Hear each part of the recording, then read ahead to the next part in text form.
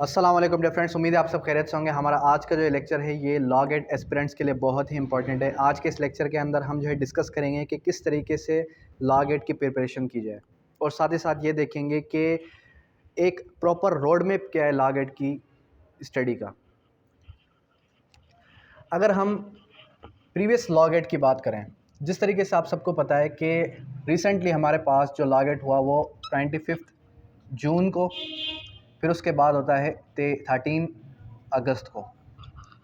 ठीक है, उससे प्रीवियस अगर हम चले जाएं, इन दो डेट से प्रीवियस अगर हम चले जाएं तो फिर हमारे पास डेट आ जाती है एक जो है अक्टूबर की, और उसके बाद जो है फेब 2022 की, और फेब 2023 की।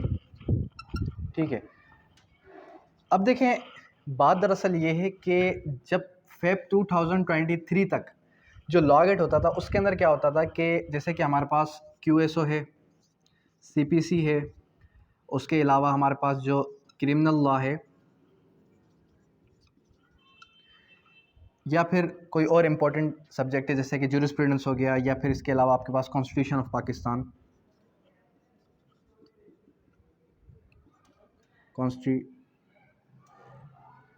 Constitution of Pakistan.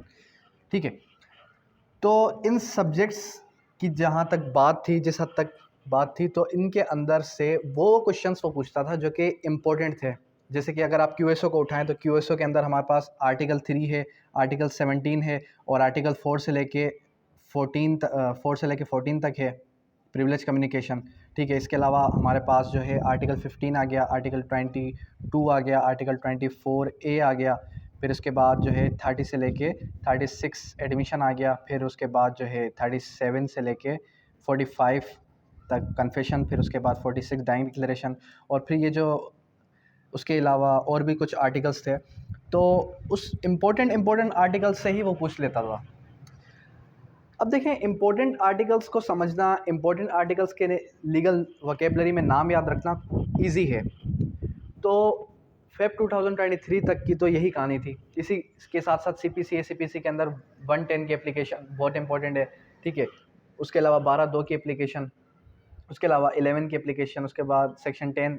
ठीक है, उसके बाद जो है हमारे पास कुछ इंट्रोडक्शन के अंदर के ये प्रोसीजरल लॉ या कोई और इसके अलावा कोई इंट्रोडक्शन का चैप्टर के भाई इसकी date of enactment, date of enforcement क्या है। ठीक है, और इसी के साथ साथ जब हम ऑर्डर्स की बात करते हैं तो ऑर्डर्स के अंदर प्लीडिंग शैल इंक्लूड, जाहिर सी बात है प्लीडिंग के अंदर रिटन स्टेटमेंट और आपका जो है प्लेन एंड रिटन स्टेटमेंट दोनों आती हैं। तो ये इंपॉर्टेंट जो रूल्स थे, इंपॉर्टेंट जो बातें थी जो कि आर्टिकल्स और सेक्शंस के अंदर थी या फिर रूल्स के उसके ऑर्डर्स के अंदर थी, वहाँ से वही पूछता था। ठीक है, लेकिन बात यह है कि अब जैसे ही 25 जून का लॉ गेट सामने आया, 13 अगस्त का लॉ गेट सामने आया, तो इन टेस्ट को मद्देनज़र रखते हुए बात ये पता चली कि जो इम्पोर्टेंट नहीं है वहाँ से भी वो पूछ रहा है। इट मीन्स के वो उन आर्टिकल्स, उन सेक्शंस या उन ऑर्डर्स के रूल्स में से भी पूछ रहा है जो कि आप नॉर्मली टच करते ही नहीं है।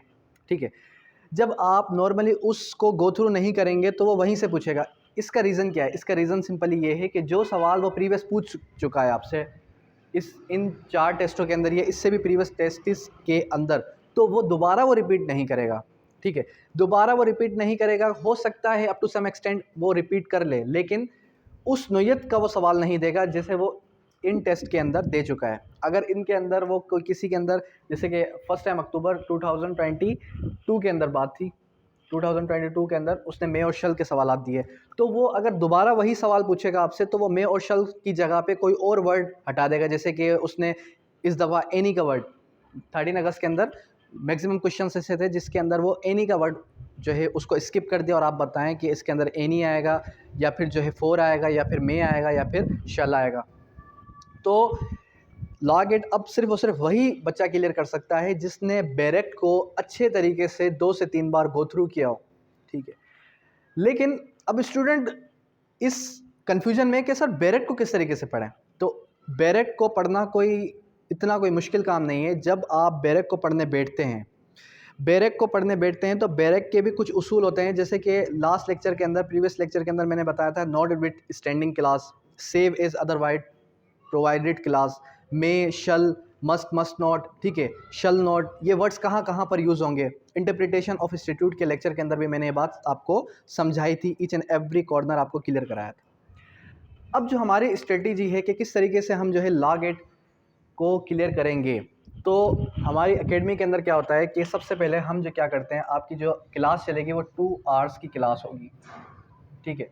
इन 2 आवर्स की क्लास के अंदर क्या क्या होगा, इन 2 आवर्स की क्लास के अंदर आपका 1.5 आवर्स का होगा लेक्चर, फिर उसके बाद 30 मिनट्स आपको दिए जाएंगे टेस्ट के। अब ये टेस्ट किस तरीके से कंडक्ट होगा, स्टूडेंट्स अक्सर पूछते हैं कि सर आपका कैंपस कहाँ है, और जो है ऑनलाइन किस तरीके से हम जो है चेक एंड बैलेंस कर सकते हैं, और ऑनलाइन हम किस तरीके से टेस्ट देंगे। तो ऑनलाइन टेस्ट देना किस तरीके से है, वो कुछ इस तरीके से कि आपको एक टेस्ट मिलेगा जो कि होगा वेब जनरेटेड टेस्ट। अब इस वेब जनरेटेड टेस्ट का फ़ायदा ये है कि आपने अपना टेस्ट दिया, टेस्ट देने के बाद विदिन 5 मिनट्स, विदिन 1 मिनट आपको रिज़ल्ट शो हो जाएगा, और रिज़ल्ट के अंदर आपको ये भी पता चल जाएगा कि आपने कौन कौन सा सवाल गलत किया और उस सवाल का सही जवाब क्या है, ठीक है। तो जो सेशन है ये वो होगा आपका स्टार्ट 1 सितंबर से और टिल लॉ गेट ये सेशन हमारा चलता रहेगा।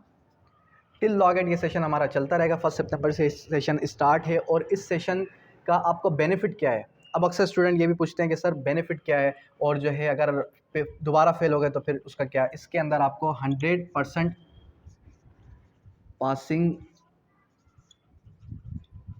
गारंटी होगी। अगर फिर भी आपको ये डाउट है कि इन केस आप फेल हो जाते हैं, तो इन केस अगर आप फेल हो जाते हैं, इन केस अगर आप फेल हो गए तो फिर क्या होगा, फिर आपका जो नेक्स्ट सेशन है वो फ्री हो जाएगा, ठीक है। इट मीन्स के सिंपली अगर मैं कहूँ कि आप ये सेशन लेने का आपको बेनिफिट ये है कि नेक्स्ट सेशन आपका फ्री है। लेकिन अल्हम्दुलिल्लाह अल्लाह का लाख लाख शुक्र है कि जितने भी मेरी एकेडमी में ये 4 ही सेशन पढ़ाए गए हैं। मैंने स्टार्ट किया था लॉ गेट को पढ़ाना अक्टूबर 2022 के अंदर, और अल्हम्दुलिल्लाह अभी तक सिर्फ और सिर्फ एक आध को छोड़ के सारे के सारे स्टूडेंट पास हुए हैं। उसका रीज़न क्या है? उसका रीज़न सिंपली इतना है, मैं किसी नोट्स को फॉलो नहीं करता, मैं सिंपली बैरेक्ट्स को लेके ही चलता हूँ। हर स्टूडेंट के पास अपने अपने बैरेक्ट्स हों और वो बैरेक्ट को ही फॉलो करें। बैरेक्ट के अंदर जो भी इलस्ट्रेशन है, जो भी एक्सप्लेनेशन है, या फिर जो भी आर्टिकल, सेक्शंस और ऑर्डर के रूल्स, एक एक रूल, एक एक आर्टिकल, एक एक सेक्शन हमने टच करना है। प्रीवियसली 13 अगस्त के अंदर भी पास होने का रीज़न यही था बच्चों का कि बच्चे कह रहे थे सर आपने हमें एक एक वर्ड क्लियर करवाया, जिसकी वजह से हमने जो है लॉ गेट के अंदर अच्छे अच्छे मार्क्स उठाए। किसी ने 60 उठाए, किसी ने 70, किसी ने 70 प्लस भी उठाए, और जिससे उम्मीद नहीं थी उसने 55 भी उठाया, मतलब कि पास हो गए। अच्छा, अब दूसरी बात ये कि जो स्ट्रेटेजी है लॉ गेट की, लॉ गेट को पास करने की, वो सिंपली इतनी है कि आपने बैरेक को बार बार पढ़ना है, आपने इस तरीके से उसको याद करना है, उसके वर्ड्स को, जैसे कि एक हाफिज़ होता है। अब जो हाफिज़ होता है वो क्या करता है कि वो दिन में उसकी क्लासेस होती हैं 2 दफ़ा। दिन में उसकी क्लासेस कितनी दफ़ा है? 2 दफ़ा, यानी कि वो 4 से 6 घंटे डेली बेसिस पे कुरान पाक को पढ़ रहा होता है, दोहरा रहा होता है, जिसकी वजह से वो उसको लाइनें याद हो जाती हैं। जब आप बैरेक को पढ़ेंगे, कितने घंटे पढ़ेंगे? ये तो हमारी क्लास है, ये तो हम पढ़ाएंगे ना आपको। इससे हटके भी अगर आप डेली बेसिस पे 3 आवर्स वही कुछ पढ़ेंगे जो मैं आपको एकेडमी के अंदर पढ़ा रहा हूँ। मेरी क्लास की अगर टाइमिंग है 8 से लेके 10 बजे तक, ठीक है, तो फिर इसका मतलब यह है कि कल मॉर्निंग में, कल इवनिंग में आपको 3 आवर्स स्टडी करनी है। जब कल मॉर्निंग या इवनिंग में आप 3 आवर्स वही कुछ स्टडी करते हैं जो मैंने यहाँ पर पढ़ाया है आपको क्यूएसओ के अंदर, सीपीसी के अंदर, तो वही सब कुछ अगर आप डायरेक्ट में से देख के वर्ड बाय वर्ड पढ़ते हैं, तो जब आप अपनी आइज़ क्लोज करेंगे वो वर्ड्स आपके सामने ऑटोमेटिकली आ जाएंगे। ये खुद मेरी आजमाई हुई ट्रिक है कि जब आप एक ही सेक्शन को 4-5 बार पढ़ेंगे, उसको गो थ्रू करेंगे, तो जब आप अपनी आइज़ क्लोज करेंगे तो वो वर्ड्स आपके सामने आएंगे ऑटोमेटिकली। लेकिन जब से क्लास स्टार्ट होगी तब से लेके, यानी कि इस डेट को स्टार्ट होगी तब से लेके जब तक आपका लॉ गेट नहीं होता, तब तक आपने एक भी क्लास मिस नहीं करनी, कोई छुट्टी नहीं करनी, एक्सेप्ट संडे, ठीक है। इसका रीज़न क्या है? इसका रीज़न ये है कि लॉ पर्टिकुलर एक ऐसी फील्ड है जिसके अंदर अगर हम एक भी वीक उसको छोड़ दें तो हम जो है वो चीज़ें भूल जाते हैं, वो सेक्शंस हम भूल जाते हैं। अंडरस्टैंड? तो लॉ गेट कोई इतनी भी मैं ये नहीं कह सकता कि बहुत ही कोई हार्ड टेस्ट हो गया है, इतना भी हार्ड टेस्ट नहीं हुआ, जबकि उसने आपको सिलेबस दिया हुआ है 10 सब्जेक्ट्स हैं, 10 सब्जेक्ट्स हैं। और 10 सब्जेक्ट कौन कौन से हैं? जहाँ तक मैं समझता हूँ कि हर स्टूडेंट को ये पता होगा कि आपका QSO CPC, legal ethics criminal law के अंदर PPC, CRPC, constitution of Pakistan, leading cases, और उसके अलावा आपका इंटरनेशनल लॉ और इस्लामिक जूरिस्प्रूडेंस, और जूरिस्प्रूडेंस जैसे कि इस्लामिक है और मॉडर्न जूरिस्प्रूडेंस के 5 मार्क्स हैं।